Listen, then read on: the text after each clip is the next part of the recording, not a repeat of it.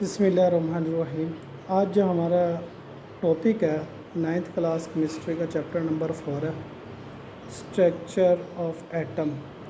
आपको ये जानकर हैरानी होगी कि इस चैप्टर का नाम स्ट्रक्चर ऑफ एटम नहीं होना चाहिए था, बल्कि और कुछ होना चाहिए था। इस चैप्टर का नाम, अगर हम इस चैप्टर को स्टडी करेंगे तो इसमें हम एटम्स के बारे में पढ़ेंगे कि एटम्स बॉन्ड क्यों बनाते हैं, बॉन्ड्स क्या होते हैं, what is bond, ionic bond, types of bond में आता है ionic bond, covalent bond, coordinate covalent bond, इनके बारे में पढ़ेंगे।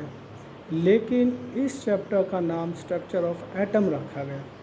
इसका ये नाम नहीं होना चाहिए था, बल्कि इस चैप्टर का नाम केमिकल बॉन्डिंग होना चाहिए था। आप इस चैप्टर को अगर अच्छी तरह रीड करेंगे तो अगर आप इस चैप्टर को 9th क्लास के अलावा देखें, फर्स्ट ईयर में देखें और बीएससी में भी देखेंगे तो इस चैप्टर का नाम केमिकल बॉन्ड था।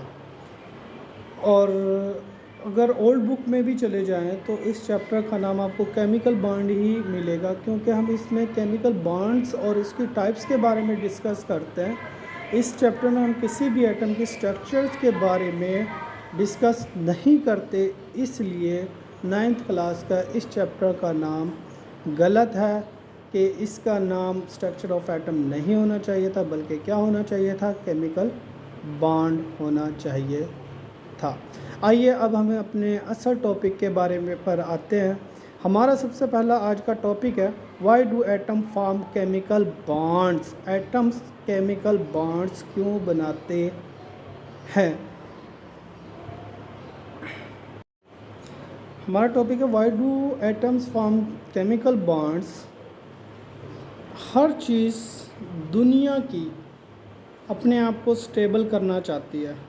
जैसे ये मेरे हाथ में बॉल पॉइंट है, अगर मैं इसको एक फिंगर पर रखूं तो ये स्टेबल नहीं होती। ये अपने आप को स्टेबल करने के लिए क्या होती है, ज़मीन की तरफ चली जाती है खुद ही खुद, क्योंकि इसका काम अपने आप को स्टेबल करना होता है। इसी तरह एटम्स का काम भी अपने आप को स्टेबल करना होता है।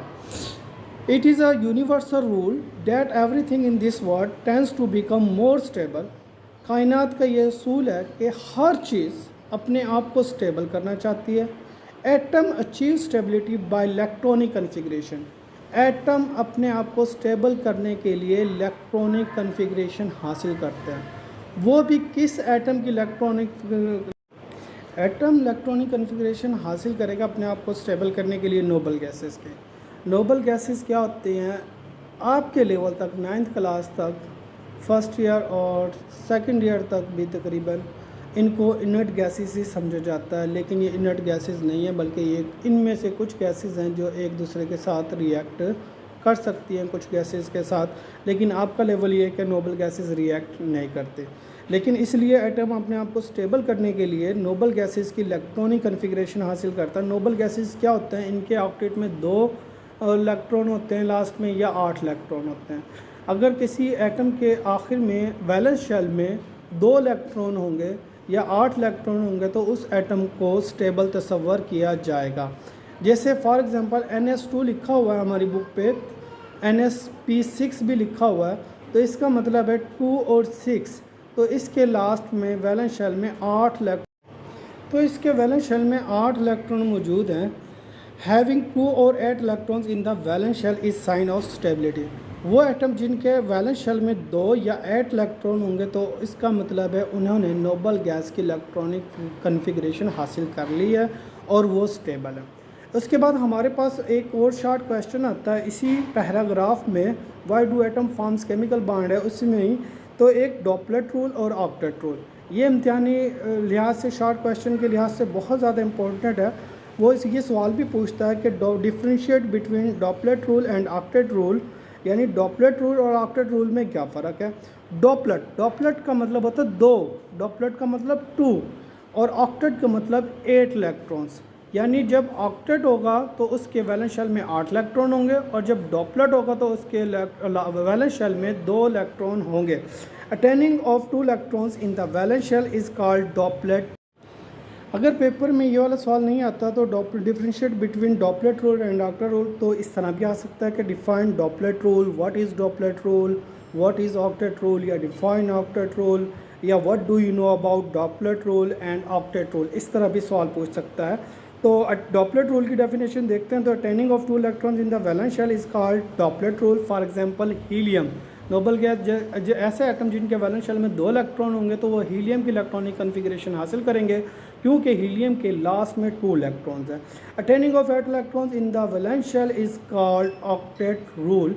ऐसे एटम जिनके वैलेंस शेल में 8 इलेक्ट्रॉन्स हासिल हो जाते हैं तो वो नियोन, आर्गोन या क्रिप्टॉन, जीनॉन वगैरह की क्या करेंगे, इलेक्ट्रॉनिक कन्फिग्रेशन हासिल करेंगे, तो उससे हम ऑक्टेट रूल का कहेंगे। आपको सवाल, आपके लिए ये सवाल इम्पोर्टेंट है। इसी पैराग्राफ में 3 सवाल बने हैं आज के टॉपिक में। आज के टॉपिक में हमारे 3 शॉर्ट क्वेश्चन हैं। Why do atom forms chemical bond, duplet rule and octet rule. कल हम पढ़ेंगे कि एक एटम्स अपने वैलेंस शेल में 8 या इलेक्ट्रॉन को किस तरह डोनेट कर सकता है या एक्सेप्ट कर सकता है। फिर हम केमिकल बॉन्ड की भी डेफिनेशन पढ़ेंगे और इसके टाइप्स के साथ साथ लॉन्ग क्वेश्चन हमारा वेरी इंपॉर्टेंट है जो इस साल 2023 के मुल्तान बोर्ड के पेपर में भी आया। Chemical what is ionic bond and explain it's examples. तो वेरी इंपॉर्टेंट लॉन्ग क्वेश्चन है, चंद लॉन्ग क्वेश्चन है इसमें, वो हम सारे डिस्कस करेंगे। आज का हमारा टॉपिक यही था, why do atoms form chemical bonds. सब स्टूडेंट से रिक्वेस्ट है कि हमारे चैनल को सब्सक्राइब कीजिए ताकि आने वाली आपको मज़ीद वीडियो मिल सकें। शुक्रिया।